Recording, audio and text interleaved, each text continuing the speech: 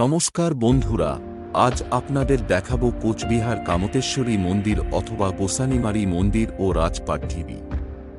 কোথায় এই রাজপাট এবং কি আছে এইখানে জানতে হলে সম্পূর্ণ ভিডিওটি দেখুন।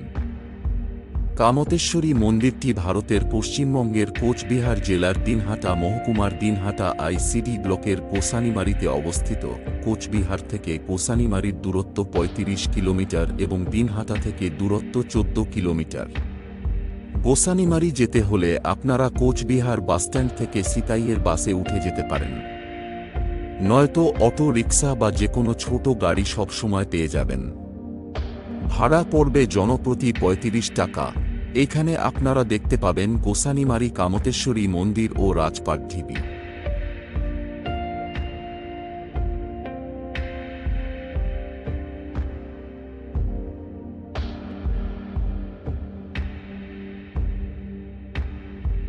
কে মন্দিরটি নির্মাণ করেছিলেন সে সম্পর্কে বিভিন্ন মতামত রয়েছে, কারণ খেন এবং কোচ রাজবংশ উভয়ই কামতেশ্বরী দেবীর উপাসক ছিলেন।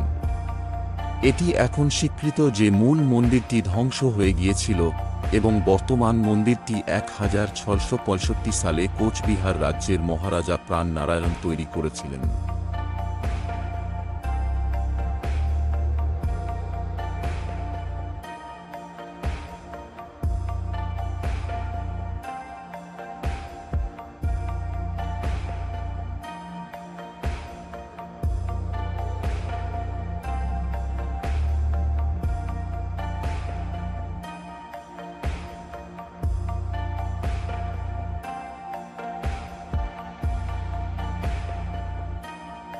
মন্দিরের অভ্যন্তরে দেবতারা দুটি শিবলিঙ্গ, একটি ব্রহ্মার মূর্তি, একটি শালগ্রাম নারায়ণ শিলা, একটি অষ্টধাতু ৮টি ধাতুর মিশ্রণ দিয়ে তৈরি গোপালের মূর্তি এবং সূর্যের একটি ব্রোঞ্জ মূর্তি।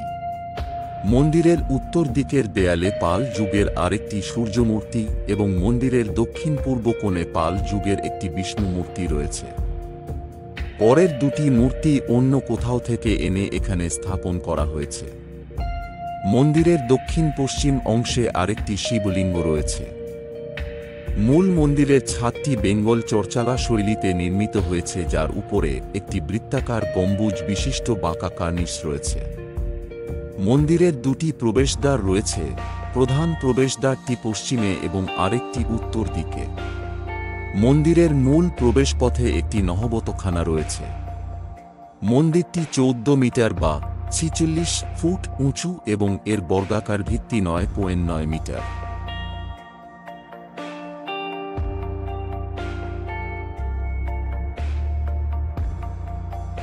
এই ঘরটিতে ভোগ রান্না করা হয়। ওই যে আগুন জ্বলছে, এখন ভোগ রান্না হচ্ছে। যাদের মানসিক থাকে তারাও এখানে এসে ভোগের খরচ বাবদ টাকা অথবা যাবতীয় জিনিস কিনে দিলে আপনার নামে ভোগ নিবেদন করে দিবে।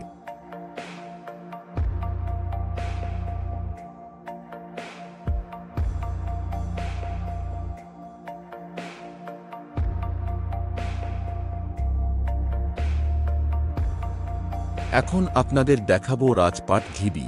রাজপাট বা কামতাপুর দুর্গ হল ভারতের পশ্চিমবঙ্গের কোচবিহার জেলার দিনহাটা মহকুমার দিনহাটা আইসিডি ব্লকের বর্তমান গোসানিমারির একটি প্রত্নতাত্ত্বিক স্থান।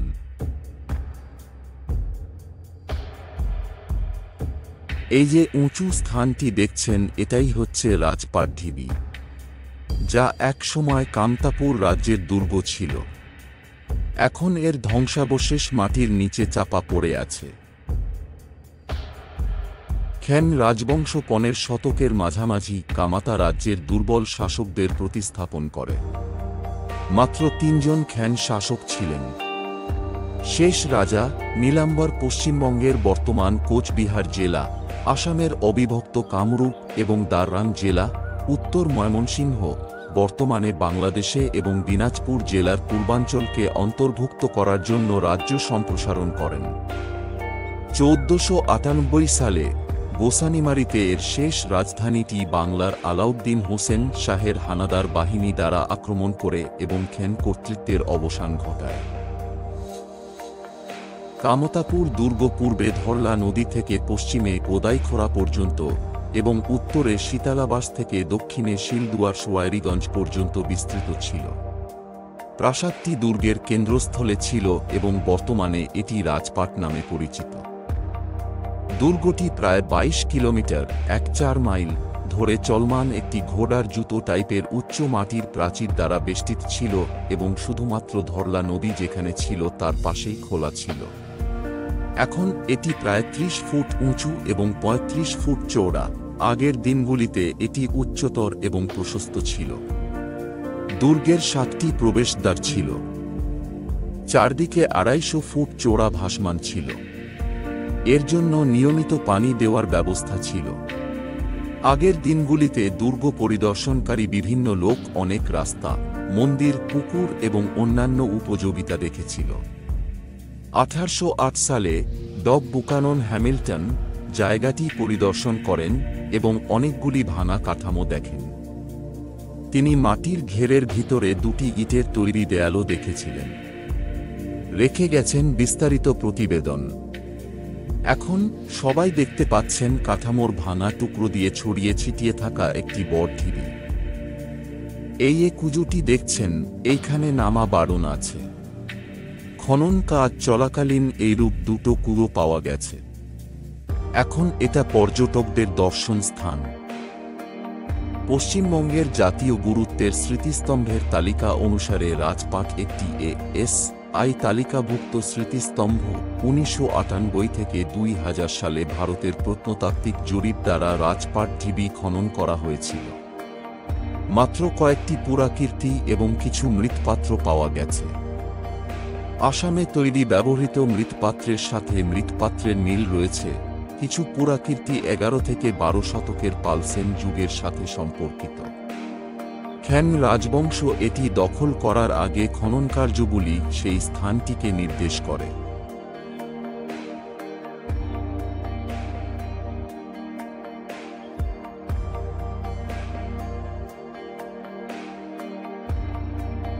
এই যে শিলাগুলো দেখছেন, খনন কাজ চলাকালীন এগুলো মাটি থেকে বেরিয়ে এসেছিল।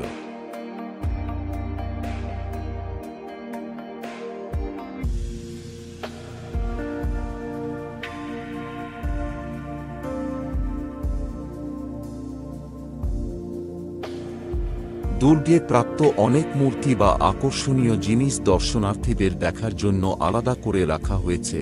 খনন কাজ চলাকালীন এইখান থেকে যে সব ভাস্কর্য, মূর্তি, শিলা বেরিয়ে এসেছিল তা সংগ্রহ করে রাখা হয়েছে এই সংগ্রহশালায়। আর বিশেষ কিছু মূর্তি, জিনিসপত্র নিয়ে গেছে কলকাতা মিউজিয়ামে। এখন এই সংগ্রহশালাটি বন্ধ করে রাখা হয়েছে পরিচালনার অভাবে।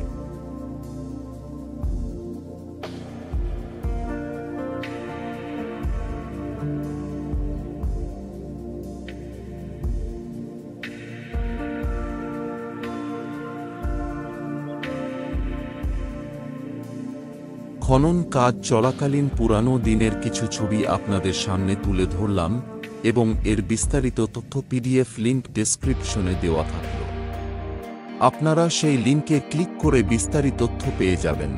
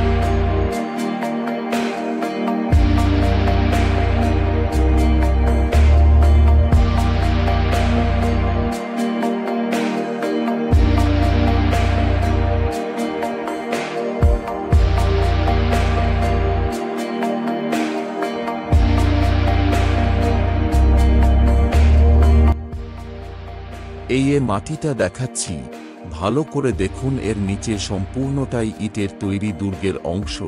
এর উপরে মাটি ও ঘাসের আস্তরণ দিয়ে মুড়ে রয়েছে সম্পূর্ণ এই ঢিবি। এইখানে আপনারা যেখানেই খনন করবেন দেখবেন নিচ থেকে ইটের তৈরি ধ্বংসাবশেষ বেরিয়ে আসছে। শোনা যায় ভারতীয় পুরাতত্ত্ববিদরা যখন এর খনন কাজ শুরু করে, কাজ চলাকালীন কয়েকজনের মৃত্যু হয় এই স্থানে।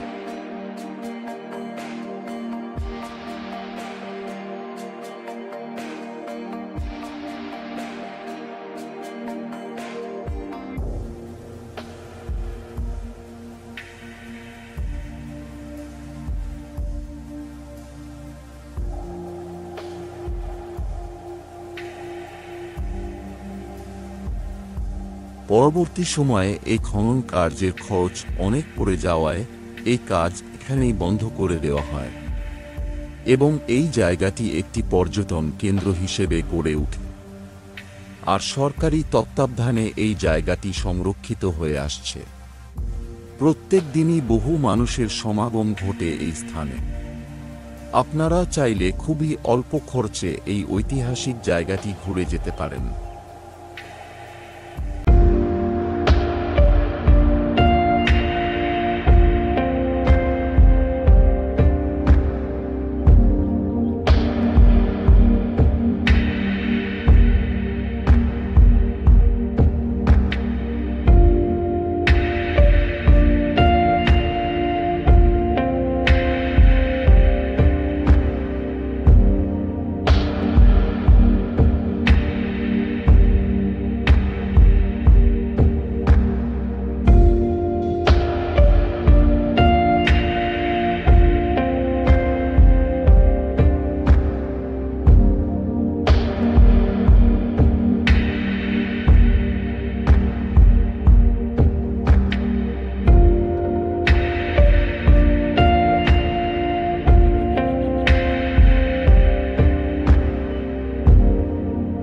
ভিডিওটি আপনাদের কেমন লাগলো অবশ্যই কমেন্ট করে জানাবেন।